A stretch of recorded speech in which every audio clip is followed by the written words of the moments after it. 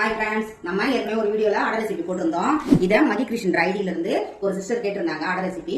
இப்போ நம்ம அடை எப்படி செய்ய போறோம். 1/4 கப்படி அரிசி,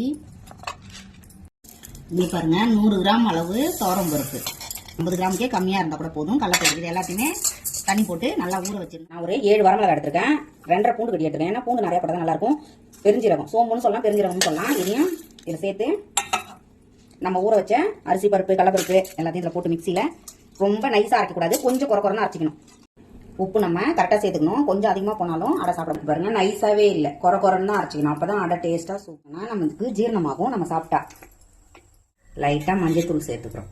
கருவேப்பிள்ளையும் கொத்தமல்லியும், கருவேப்பிள்ளை நம்ம பச்சையாக தான் சேர்த்துக்கணும். அப்பதான் நல்லா வெங்காயம் எண்ணெய் ஊற்றி கடுகு போட்டு தாளிச்சு வெங்காயத்தை நல்லா வணக்கியாச்சு அதை அடையில சேர்த்துக்கணும். பச்சையாக வெங்காயம் போடவே கூடாது, நல்லா வணக்கி தான் அடைச்சி. திக்காக இருந்தாலும் முறுமுறுப்பாக இருக்காது, அடை மொத்தமாக இருக்கும், வேகாது. இப்போ நம்ம அடை சூப்பராக ரெடி ஆயிடுச்சு. இதே மாதிரி ஃபுட் வீடியோஸ் பார்க்கணுன்னா நம்ம சேனலை ஃபாலோ பண்ணி சப்ஸ்கிரைப் பண்ணிக்கோங்க.